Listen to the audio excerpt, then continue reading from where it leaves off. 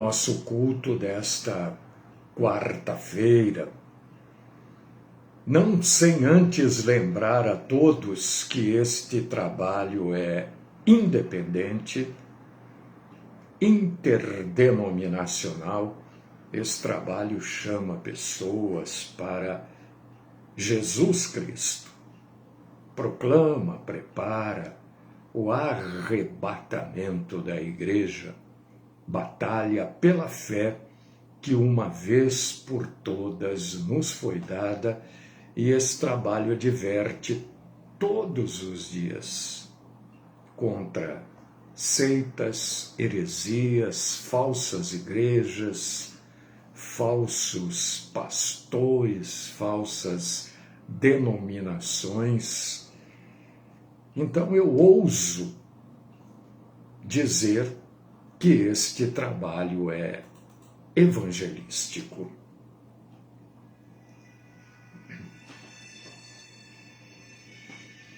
Nosso Deus, nosso Senhor, nosso Pai, nosso Criador, aquele que nos formou do nada. O Senhor forma a vida. O Senhor é o único que pode dar a vida. E nós temos a vida graças ao nosso Senhor e Deus. E a Ele, nesta manhã, rendemos graças. Grato nós somos, Senhor, pela vida. Hoje, mais um dia amanheceu. Não é à toa que neste planeta,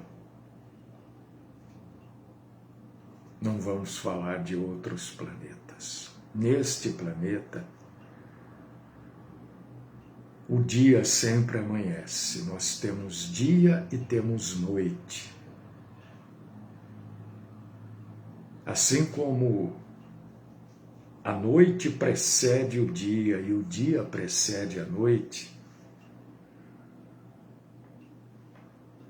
nós podemos mudar também a nossa vida. É isso que simboliza o amanhecer de um novo dia, é a mudança da nossa vida. E nós te agradecemos por esta oportunidade que o Senhor nos dá toda manhã, de mudarmos de vida. Mudarmos de vida no sentido de atitude, no sentido de sentimento, no sentido de como a gente se relaciona com as outras pessoas, no sentido da empatia. Nova manhã, novo dia, nova vida, nova esperança. Não nos esquecendo que o Senhor Deus é a nossa bendita esperança. Que o Senhor nos aceite como adoradores. Que o Senhor nos livre de toda mentira, de todo exagero. E que o Senhor fale conosco. Esta é a oração que eu apresento e coloco aos pés do nosso Deus e Senhor, e a faço no nome do Cristo Jesus. Amém.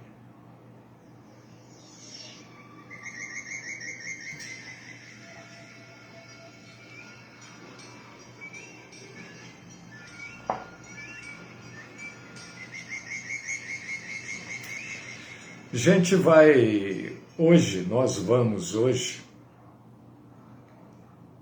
continuar, né?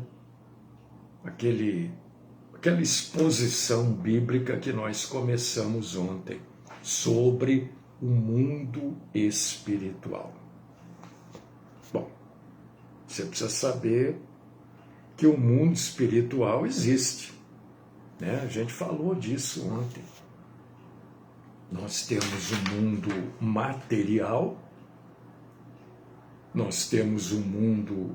No mundo material é o mundo físico. Nós temos um mundo da mente e temos um mundo espiritual. 3 mundos. Nós fazemos parte desses 3 mundos. Vivemos no mundo físico,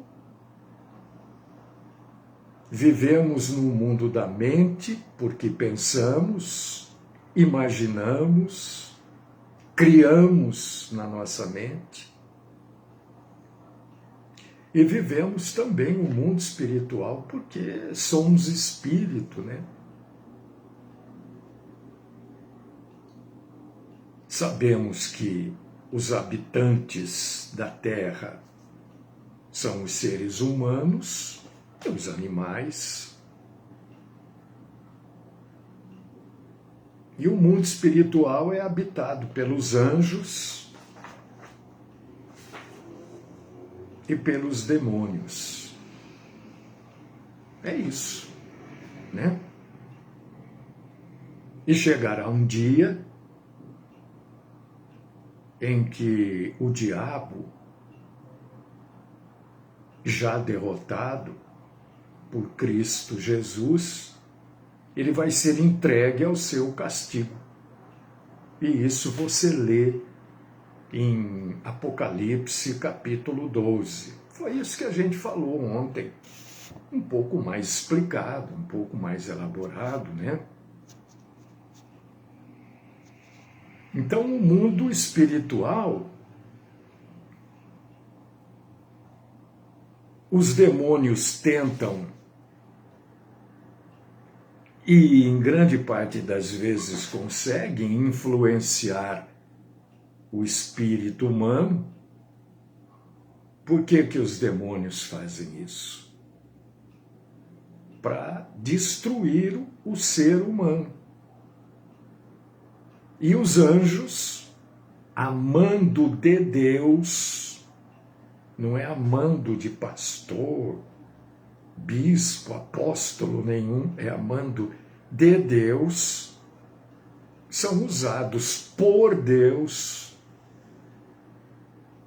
na medida e da maneira que Deus quer, para nos ajudar e nos defender. Todos nós temos uma escolha. Nenhum ser humano nasceu, morreu, ou está vivo, ou nascerá sem uma escolha. Todo ser humano. Então, Edjalma, Satanás não é eterno, a gente falou ontem, ele foi criado por Deus. Ele é um ser espiritual, então ele não é eterno. Eterno é só Deus. E ele, por ser criado, ele não existia antes de ser criado. E chegará um dia em que ele será lançado no lago de fogo e enxofre, que será o final da sua atuação. Ele continuará existindo no lago de fogo e enxofre, em sofrimento.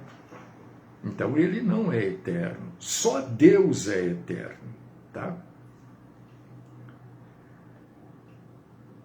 Então todo ser humano tem uma escolha, ou fica do lado de Deus, ou fica do lado do diabo. Não tem como estar um pouquinho do lado de Deus, um pouquinho do lado do diabo. Não tem. Ou está do lado de Deus, ou está do lado do diabo. Isso aqui é claríssimo na Bíblia. Por causa disso que eu digo que o nosso Senhor Jesus é que é radical. Sou eu. Quem sou eu? Eu sou menos do que sou menos do que um grão de areia. Menos que isso eu sei que eu sou. Então, ou a pessoa é de Deus ou ela é do diabo. O que o ser humano precisa é... Não, Jaico, é exatamente isso que você escreveu. O Jaico diz que nesse momento o diabo não está cumprindo pena em regime fechado, é verdade. Ele está no regime aberto, vigiado, mas aberto. Então o ser humano, todo ser humano, o que ele precisa? Ele precisa lutar contra as influências malignas. Todos nós precisamos lutar contra isso. Não existe um ser humano que já viveu, ou está vivo, ou vai viver, que não tenha que lutar contra as tendências malignas. Isso está escrito na Bíblia. Se você abrir sua Bíblia agora aí, em Tiago, capítulo 4, versículo 7. Tiago 4, 7. Às vezes, ou em grande parte das vezes, a Bíblia não está escrita do jeito que a gente fala, né? A Bíblia tem é uma literatura assim, bem rebuscada. Então a gente procura falar de uma maneira simples. Não, ele já está na segunda morte de Djalma. O diabo já vive a segunda morte. A segunda morte é a pessoa separada de Deus. Isso refere-se, a segunda morte não refere-se aos seres espirituais. A segunda morte refere-se aos seres carnais, né? Porque o diabo já está separado de Deus. Desde que ele se levantou, se revoltou contra Deus, ele já está separado. Então, quando a gente fala de segunda morte, a gente não está se referindo aos seres espirituais, mas a gente se refere aos seres carnais que somos nós. Então, se você abrir a sua Bíblia em Tiago, capítulo 4, versículo 7, está escrito assim: sujeitai-vos, portanto, a Deus, mas resisti ao diabo, e ele fugirá de vós. É assim que a Bíblia fala, que a gente precisa resistir ao diabo, porque ele vai mesmo tentar para a gente errar, pecar, viver no pecado, viver no erro. E isso que está aqui escrito em Tiago, capítulo 4, versículo 7, pode ser chamado, não levando isso às raias, né? Se há como exagerar algo já tão terrível, isso pode ser chamado de batalha espiritual. Pode, mas muito cuidado com o que é chamado de batalha espiritual na grande maioria das denominações. Porque lá eles tratam a batalha espiritual como se Cristo não tivesse vencido-a por nós. Então precisa tomar cuidado. Porque a batalha é essa, é a gente resistir ao diabo. Não é fácil em determinados casos, porque nós somos carne e a carne sempre tende ao pecado. Você está entendendo, meu irmão, minha irmã? Então toma cuidado com essas coisas que as denominam grande batalha espiritual, noite da batalha. Pera, batalha espiritual, a batalha espiritual, a guerra espiritual, não a batalha, a guerra, já foi vencida por Cristo. Agora, o que está escrito em Tiago 4,7, que a gente tem que resistir ao diabo para ele fugir da gente, se você quiser chamar de batalha, são os nossos pecados, os nossos desejos malignos. É uma batalha interior, é cada um que tem que lutar. São as obras da carne que Paulo relata lá em Gálatas capítulo 5. Você está entendendo isso? Porque senão dá a impressão que Cristo não fez nada na cruz. São os desejos. E desejo é de cada um. Cada um tem que vencer. Aqui não está dizendo, aqui está dizendo, ó, está se referindo de maneira individual. Cada um sujeite-se a Deus e resista ao diabo. Ficou claro isso? Se não, você pergunta. Agora, como é que o mundo espiritual afeta a nossa vida no dia a dia? Tem uma maneira do mundo espiritual interceder na nossa vida, a nossa vida sofre influência do mundo espiritual? Sim. A gente pode, a grande maioria das pessoas não reparam, e tem aquelas que acham que tudo é o mundo espiritual, né? Tudo, o sujeito perdeu o ônibus, é o mundo espiritual que está lutando contra mim, para eu perder o emprego. Não, calma, não é nada disso. Existem também, a gente não pode esquecer que existem as circunstâncias da vida. Você perdeu um ônibus porque o ônibus estava marcado para passar 4h15, você chegou 4h18. O sujeito que dirige o ônibus, ele tem um horário. E se ele não cumprir, quem é mandado embora é ele. Isso é uma circunstância da vida. Exatamente, Elis. É isso aí. É a carnalidade. É o desejo de pecar. Não adianta a pessoa falar, não, eu não tenho. Você pode não ter esse, mas você tem um outro desejo. Você pode não ter aquele, mas você tem um outro. Todo mundo tem desejo de pecar. Desejo de pecar não é pecado. Pecado é você realizar o desejo.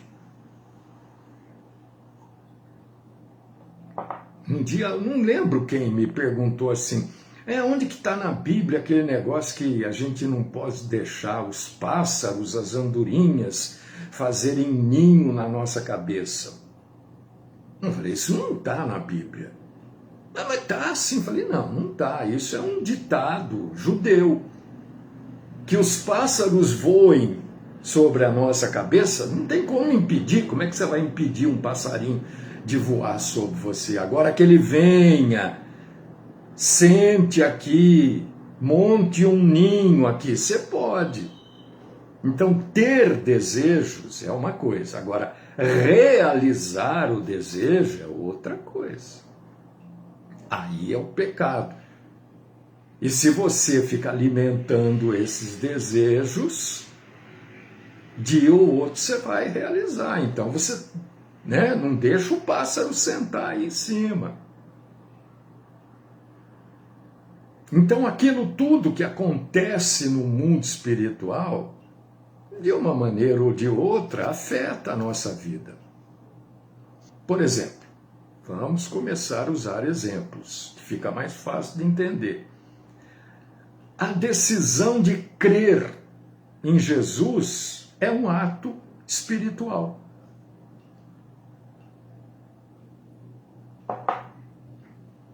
Eu creio em Jesus, que é o meu Salvador, porque eu me vejo como pecador, necessitado de perdão, eu me vejo como perdido e preciso ser salvo. Isso é um ato espiritual.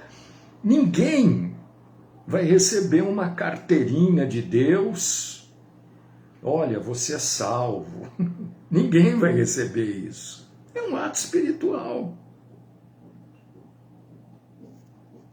O espírito de cada um que crê em Jesus é restaurado nesta comunhão com Deus, através do poder do Espírito Santo. E este poder do Espírito Santo, o que é esse poder? Resumindo, né? Trocando em miúdos, é o poder que garante para nós a ressurreição e a vida eterna. Quando a gente crê em Jesus, o mundo espiritual é abalado, porque é mais um que crê no Salvador. E isso transforma toda a nossa vida. Porque se você verdadeiramente crê em Jesus, o Espírito Santo vem morar em você. E aí começa a mudar os seus pensamentos. Começa a mudar os pássaros que estão voando sobre a sua cabeça. O que são esses pássaros desse ditado judeu? São os desejos e as ações. O Espírito Santo começa a mudar isso. Não muda de hoje para amanhã. Ele vai mudando a nossa natureza pecaminosa. Está escrito lá na Bíblia. Gálatas 5, versículo 16. Entendeu? Então, crer em Jesus, por exemplo, é um ato espiritual. Agora, o mundo espiritual também ele pode nos afetar de maneira ruim. Crer em Jesus nos afeta de maneira muito boa, maravilhosa, perfeita.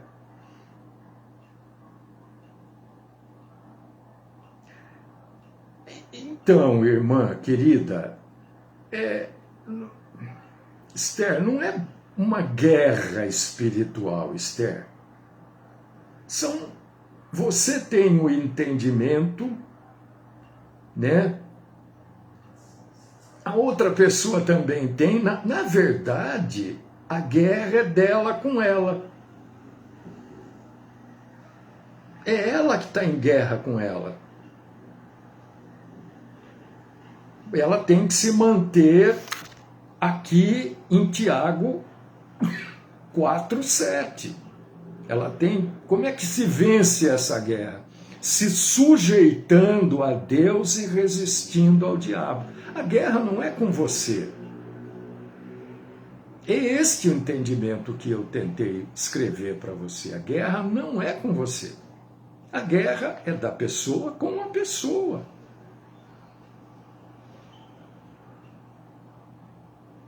Você, querida, está recebendo estilhaço só. Você está tendo que respirar a fumaça cheirando pólvora. Um ou outro estilhaço está pegando em você. É isso. Entendeu? Então não veja isso como uma guerra sua. Não é sua. É a outra pessoa que tem que seguir Tiago 4:7. É fácil? Claro que não, não é. Não é fácil. Mas em lugar nenhum da Bíblia você vai achar Jesus falando, o negócio aqui é simples. Não, é tudo rosas, rosas vermelhas, amarelas, brancas, azuis, é tudo rosa. Não, Jesus falou, olha, no mundo tereis aflições, cada um leve a sua cruz. Não podemos esquecer disso.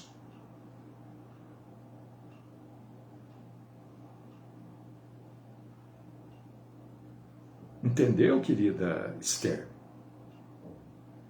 E a gente está aqui para ajudar.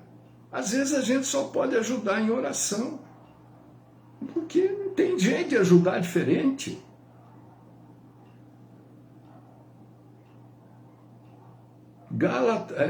Tiago 4:7 é a passagem para isso.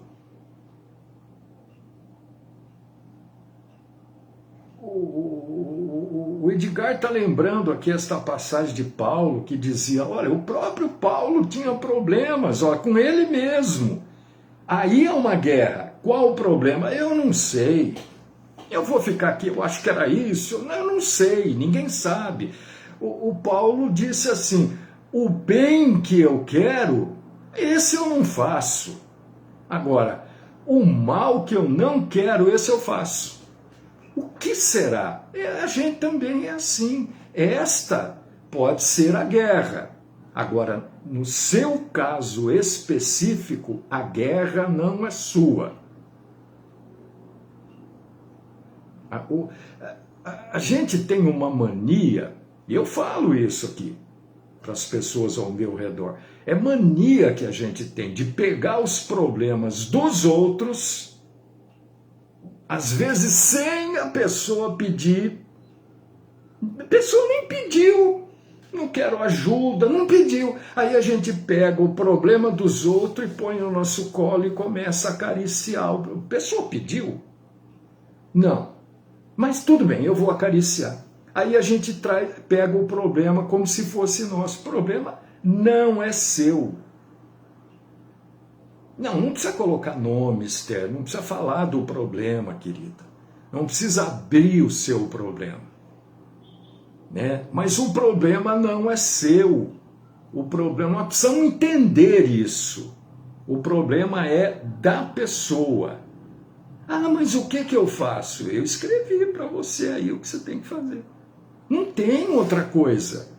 Porque senão, você pode... eu vou usar o exagero aqui, é claro, né? De tanto estilhaço, de tanta fumaça que você está... Fumaça de bomba, a gente está falando de guerra, né? De batalha. Um dia você pode, supostamente... morrer, porque estilhaço também mata, por um problema que nem é seu e o problema vai continuar. Você falou o que precisa ser falado, você pôs as condições, você fez tudo certo. Você vê que no que a gente conversou, eu não estou repreendendo você em nada, você fez tudo correto. Você chegou no limite. E você está certo, eu concordo com você, com tudo que você falou para mim, que você fez. Daqui para frente, o que você pode fazer? O que eu escrevi para você. Não tem outra coisa. A gente não pode chegar lá na pessoa e obrigar. Não adianta. Se a pessoa não entender que ela precisa rejeitar isso, você pode fazer o que você quiser. É difícil, não é fácil. Não pense você que eu estou falando aqui achando que é fácil. Eu tenho problemas também. Eu tenho. Não pensa você que eu não tenho. Eu sempre falo, eu tenho problemas, né, de monte. Aliás, o meu sobrenome é esse, né? Não é verdade? O meu sobrenome é esse, ó. Mas a gente chega num momento da vida que a gente precisa começar a entender. Olha, peraí, o problema não é meu. Isso me entristece? Entristece. Então o que eu posso fazer? Se o problema não é meu e se a pessoa não quer seguir o que eu estou falando, o que eu posso fazer? Você já viu Jesus pegar alguém, encher a pessoa de peteleco para a pessoa fazer o que precisa ser feito? Você nunca viu isso. E nem vai ver. Você, eu estava falando aqui do mundo espiritual, né, da gente isso, e veio assim na minha mente, quando eu me converti lá atrás, né? Na verdade, eu demorei um baita de um tempão para me converter. Eu fui lá, aceitei Jesus, mas não tinha me convertido coisa nenhuma. Entendeu? E o Senhor não tem paciência com a gente. Ele deixa um monte de coisa acontecer para a gente. Ah, eu não mereço isso. Não merece sim.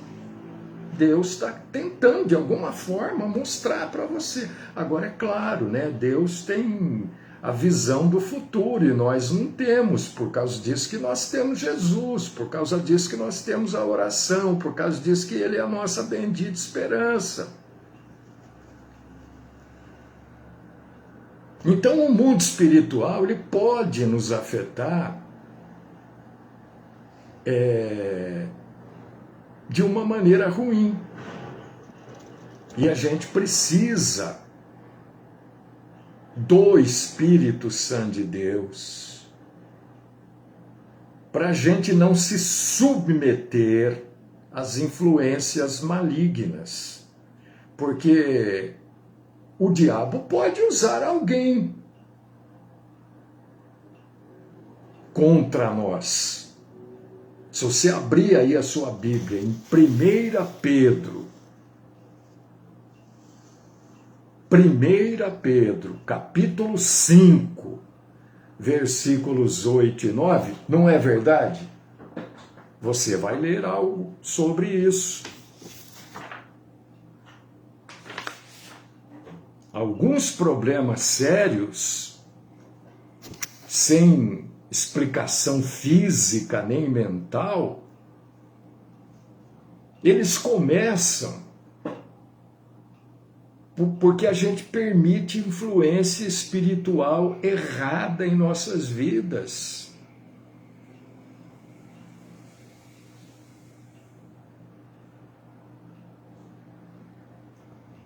Ah, mas foi lá antes de eu me converter. Eu sei.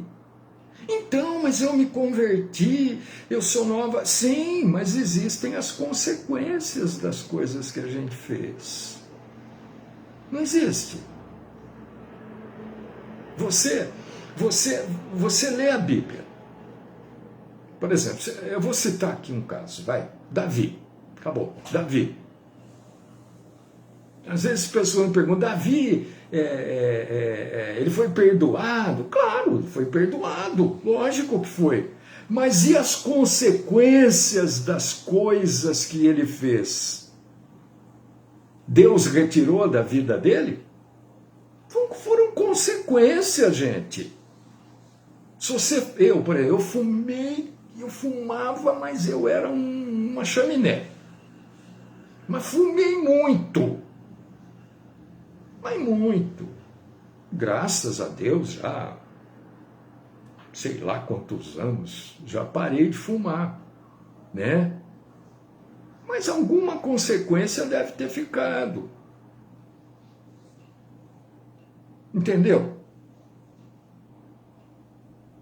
A gente precisa entender isso. Eu comia doce há uns 20 e poucos anos, 20 e pouco, 20 anos atrás.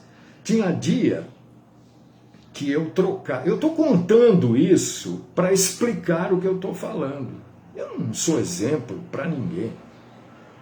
Tinha dia que eu trocava o almoço por doce. Torta disso, não sei o que daquilo, trocava. Eu não almoçava, eu comia doce.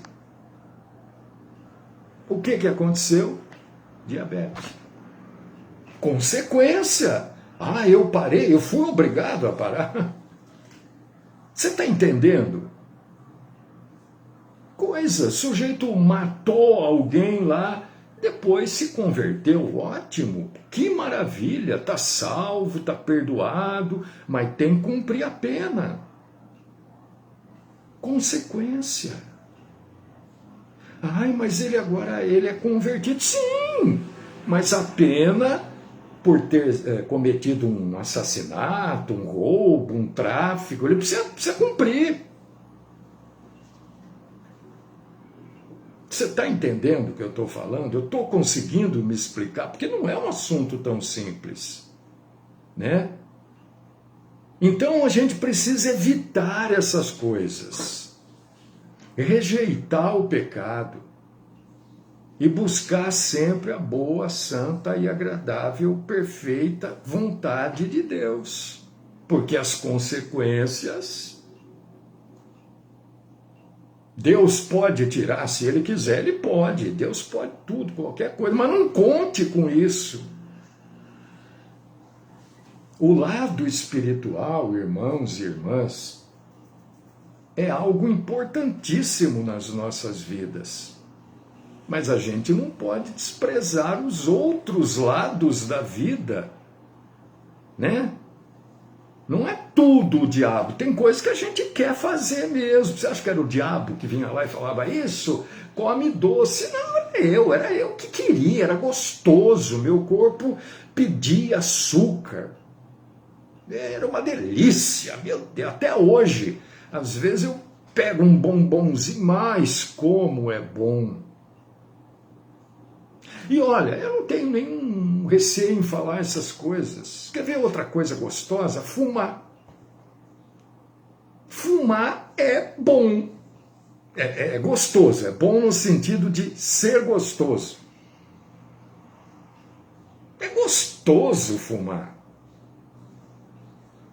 Porque lá dentro do cigarro, os entendidos, eu já preguei sobre isso, tem mais de 4.000 e sei lá quantas porcarias lá dentro, substância, fumo mesmo, tem pouco. O fumo no cigarro é pouquinho. O resto é substância para você gostar de fumar.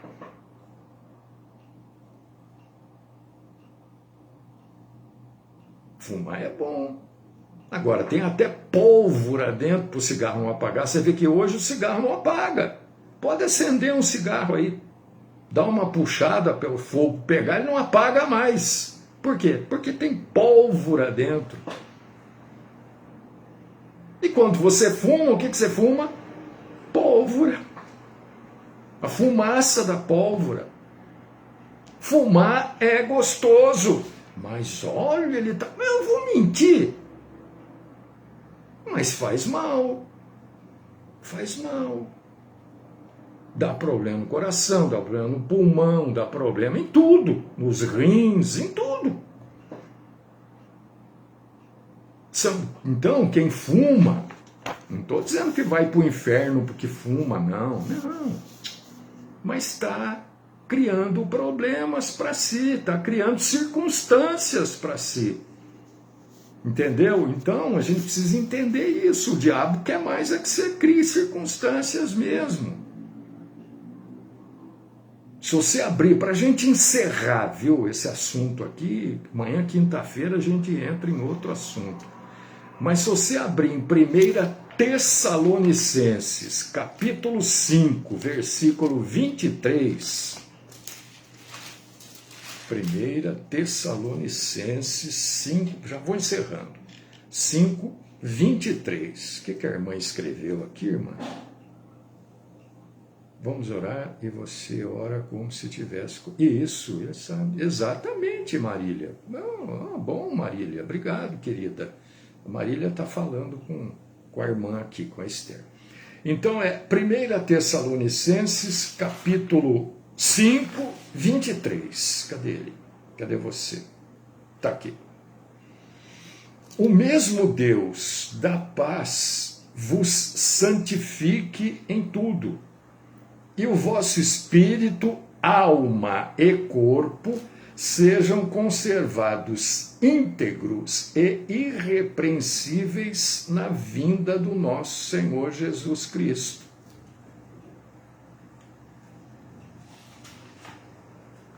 Acabou.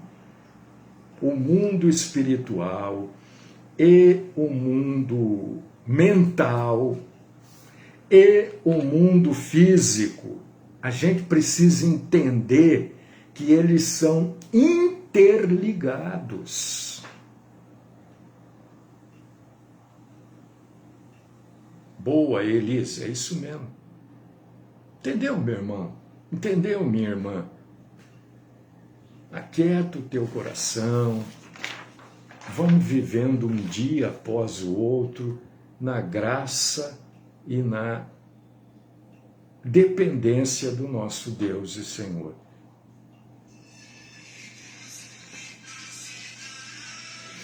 Deus, Pai Todo-Poderoso, eu quero glorificar o Senhor por este tempo que a gente teve para falar um pouquinho mais do mundo espiritual. Eu creio que nós aprendemos, nem juntos como igreja, a gente aprendeu um pouquinho de nada a mais do que a gente sabia. E isso é crescer na graça e no conhecimento do Senhor. O mundo espiritual hoje está um pouco mais compreensível do que estava. Pouquinho, mas está. E eu louvo o Senhor pela tua bondade, pela sua compaixão. Eu peço, Senhor, que o Senhor venha fortalecer os nossos irmãos e irmãs que estão enfrentando problemas para definir determinadas coisas da vida. Fala conosco, Senhor. Todos os dias eu suplico isso. Fala conosco, continua falando com a gente sobre os assuntos que são tratados aqui, para que a gente possa colocá-los em prática, porque este é o objetivo da pregação, da exposição da palavra do nosso Deus e Senhor. Te louvo e te agradeço pela tua santíssima bondade, compaixão e misericórdia para conosco. E eu o faço no nome do Cristo Jesus. Amém.